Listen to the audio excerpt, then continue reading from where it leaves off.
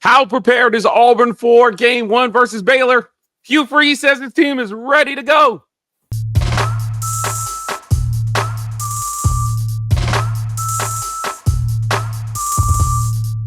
Welcome on into the Auburn Express, powered by the War Report. I'm your host, Mike Cain. Thank you so much for making us your first listen, for turning us up, turn us on, we'll turn it out. It's time to get going. We're getting to goings here. It's time to get going on this season. Yes. Jacob, I cannot tell you, we are having weekly press conferences again. This marks kind of like the start of football season in my mind. And we were both at a press conference this morning. On today's show, we're going to talk a little bit about Hugh Freeze's comments during this press conference and give some thoughts on the preparedness of this team. Let's start at the top. I got a chance to ask Hugh Freeze, how ready is his team for game 1? How do they compare to years past? He named Jackson Arnold his starter before he even stepped foot on campus, Jacob.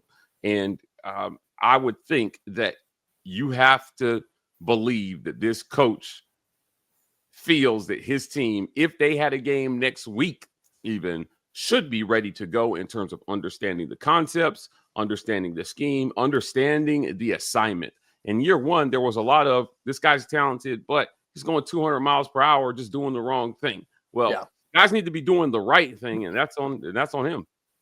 Yeah, it is. And, there's a lot to be learned over the next several weeks of fall practice. And Hugh Freeze said that on Wednesday. He said, look, I mean, we've had the team report. That's about it. But we had spring, we've had summer workouts and things like that. And so many guys coming back on this team, Mike, are returners, right? Guys that played significant snaps a year ago. And whether that's on the offensive or the defensive side of the football, like, He seemed to have more confidence in what they were going to be able to do day 1 and then worry about how they can get better throughout the fall, rather than, I feel like a year ago, so much of it was, man, let's just figure out what we have. Let's see who we can play, and let's just see what the heck happens. Yeah, I think this year you feel like, and I think Hugh Freeze feels this way, that the team is a lot more prepared, mature, and experienced than they were last year, which should give him some confidence and hopefully gives Auburn fans some confidence and allows this team to perform at a high level when they go to Baylor on Friday night.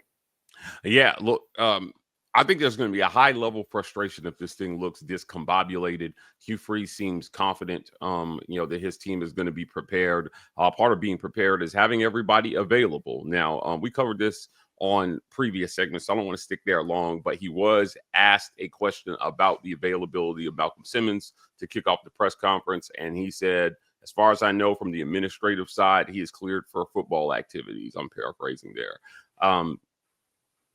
I haven't talked to you much about this, but I did want to get your quick thoughts on Malcolm Simmons' status. Right move by the university, allowing him to practice. A lot of people, Jacob, have reached out to me and said, hey, until the investigation is complete, he's got a court hearing on August 13th. He should be suspended. And Auburn doesn't seem to be into suspensions just for show at this point.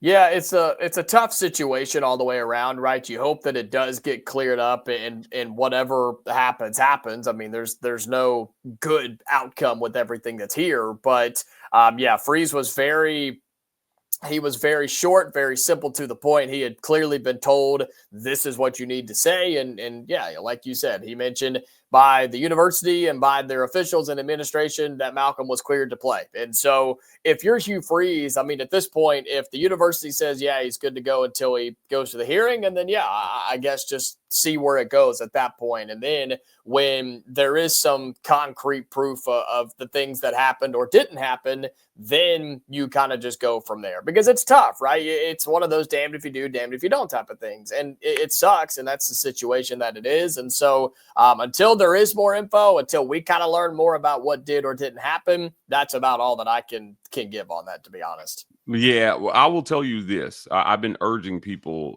to realize and acknowledge that the university has more information than is publicly available. Right. So when you see what's being reported, details in the police report, those things kind of things are coming out. Yeah, I have said to people both publicly and privately, I always assume they know more than we know, or more than they're telling us. Yeah. I can tell you, I've confirmed through sources that is indeed the case here. there are details that aren't publicly available. And, those details right now have not really prompted Auburn to suspend him at this point. So we'll continue to track that. He's going to be a huge part of what Auburn is trying to do offensively this year. But another guy who's going to be a huge part of it is Eric Singleton Jr. He talked about Eric Singleton during this press conference, about his speed, athleticism, his leadership even. Man, I got to believe Eric Singleton is going to be overused. Now he was talking about, he was asked a question about having that compliment to Cam Coleman on the outside, but I think Singleton's going to play the slot. Yeah, well, to be honest with you, it depends on what happens with Malcolm, right? I mean, if Malcolm's there, I would think Malcolm would almost play the slot, and then you could put Eric and Cam on opposite sides outside. But I think you could have the opportunity to move Eric Singleton inside if you needed to. Cam Coleman's on the outside. I think that's solidified. That's going to happen. But yeah, that's what's great about Eric Singleton is you can kind of use him however you want to, right? You can use him in whichever ways. Plus, Hugh Freeze also mentioned Sam Turner. That's a guy I've been really high on since the spring game.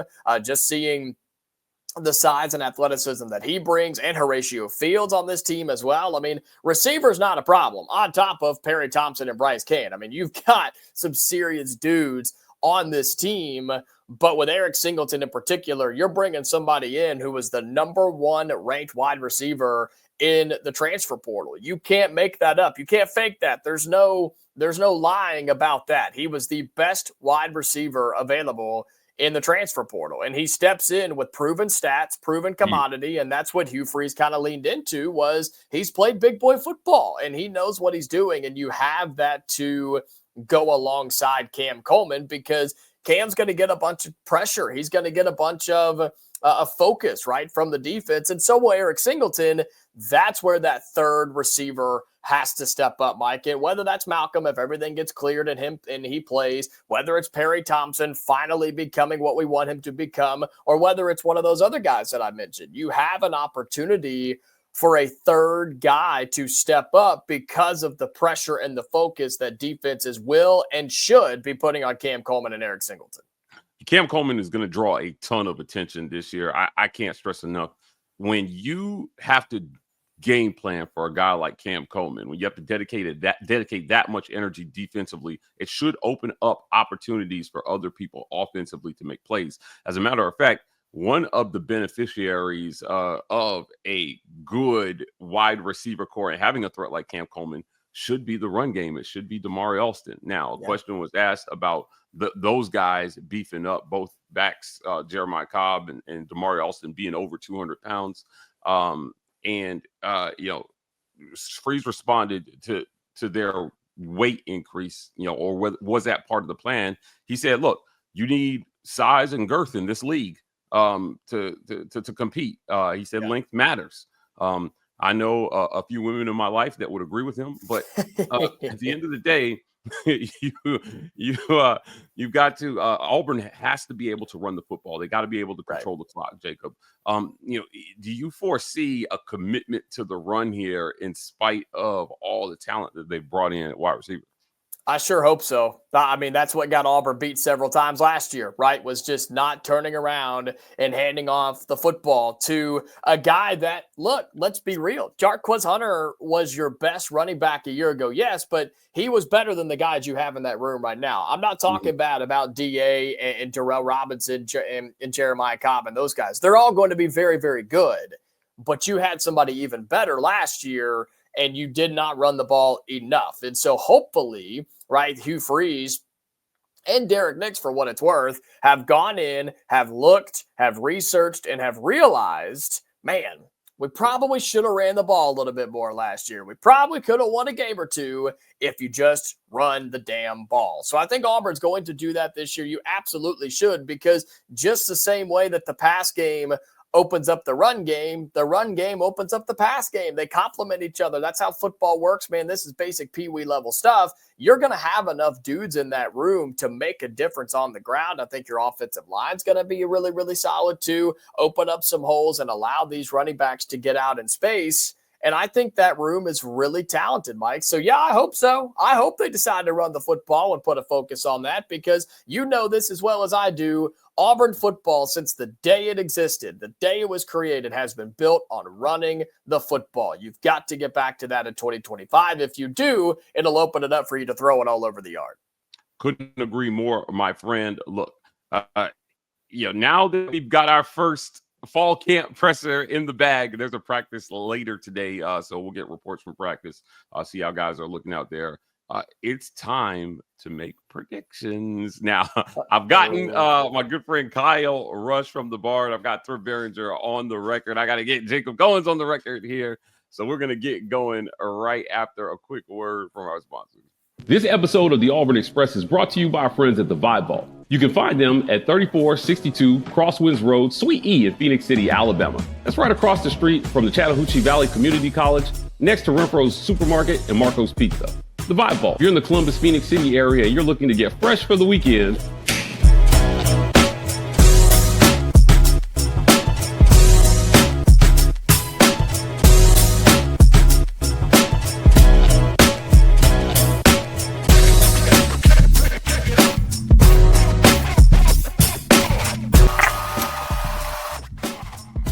get fresh for the weekend with the Vibe Vault. Not just barbers, lifestyle consultants.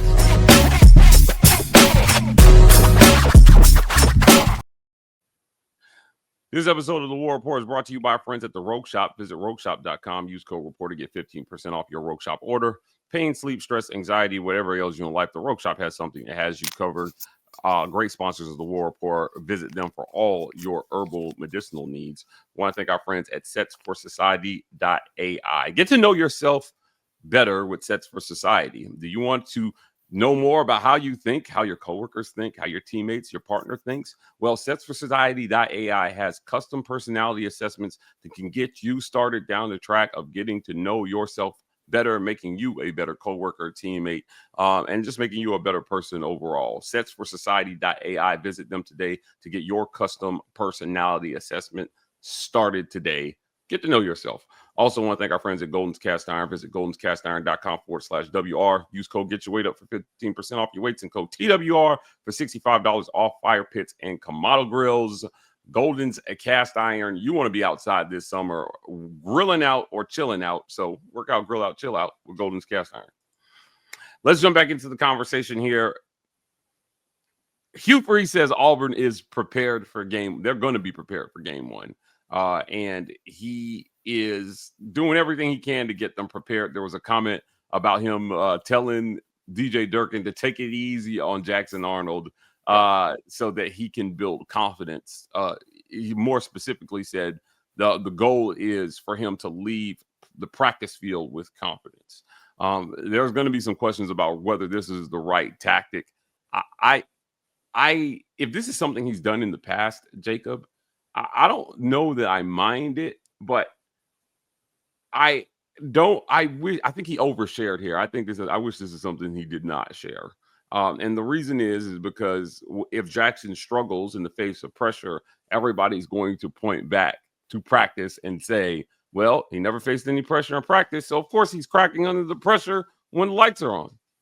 Yeah, but I also see it the other way in the way that he kind of went back and blamed himself a little bit, because it sounds like, and I think we know this from previous pressers and practices with Peyton Thorne, that they threw too much at him, that they put too much pressure on him, that it was too difficult, at least at the start, for a new quarterback on a new team and a new system. And maybe that kind of was a shell shock to Peyton Thorne when he was here. So I get where he's going, and I definitely get what you're saying too, because you're exactly right. If Jackson Arnold struggles in game one with pressure or with changes at the line or anything like that, it's going to be, it's because they probably didn't do it in practice. Well, maybe that's true, maybe that's not. We're only going to get to see 15 minutes a day, or heck, 15 minutes a week, really, of practice. So we don't firmly know. But I'm going the other way on this and saying that maybe they've tried too much too quickly with new quarterbacks. Not that Jackson Arnold can't handle it, but clearly it wasn't working all that well with Peyton Thorne last year. So I get what you're saying, but I think you could go a different direction too.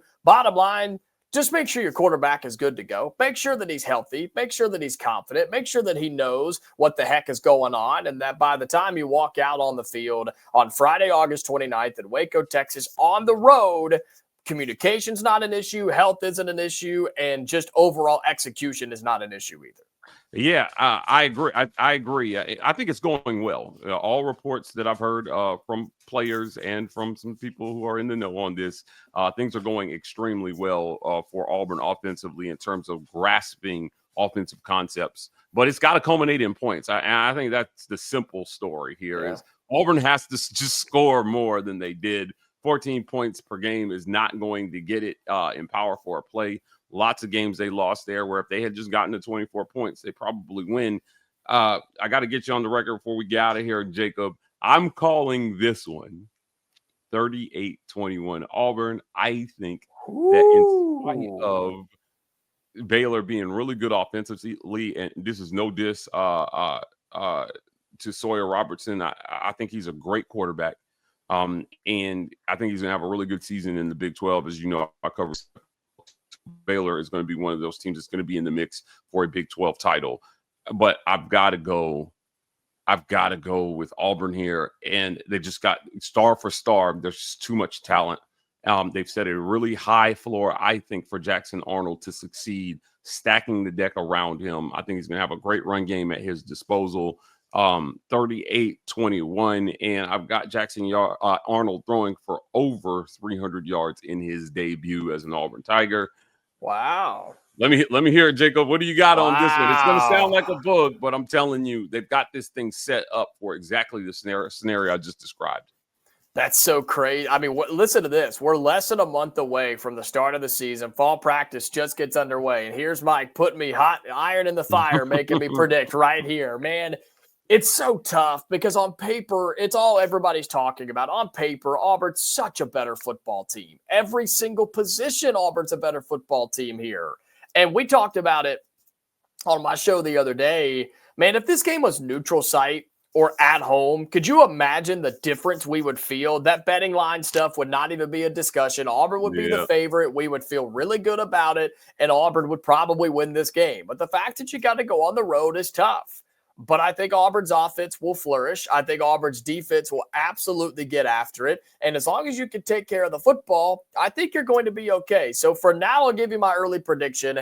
I'll say 30-24 Auburn. I think that's where I'm going to sit right now. 30-24, Auburn gets out of there. It looks better than the score, but a win is a win in my book on the road at Baylor on a Friday night. So I'll take Auburn to win by about 6, 30-24. I'll take Jackson Arnold to throw for like 240, 250. He'll have a couple of touchdowns, maybe a pick too, but I think the defense is going to create some turnovers in this game as well.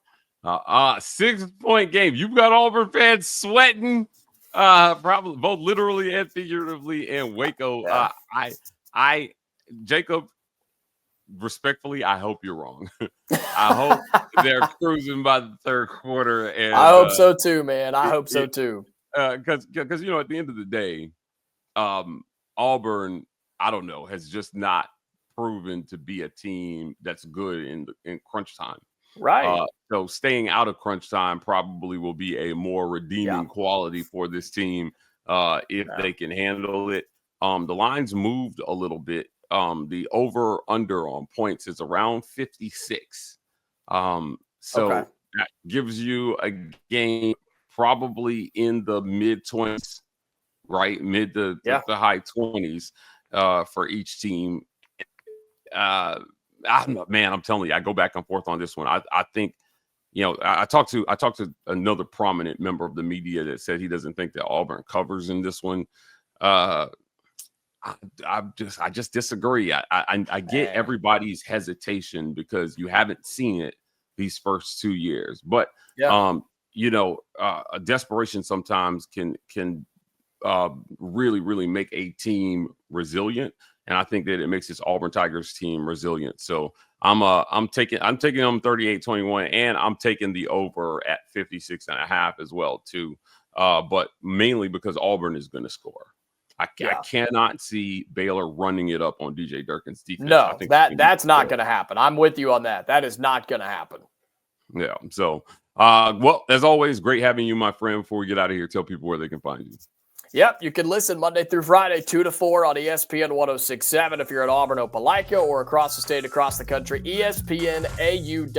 It's part of our 7 straight hours of local sports talk radio, so be sure you check it out at ESPNAU.com. Guys, that's it for another great edition of the Auburn Express, powered by the War for. If you're in the comments after the video, do us a favor, smash that super thanks button, drop a comment. We'll get to you. We appreciate your financial support. Helps keep the work that we're doing here going. Please hit like and subscribe. We are the War Report on every social media platform. TW Report on TikTok. We're signing off, and as always, War Eagle.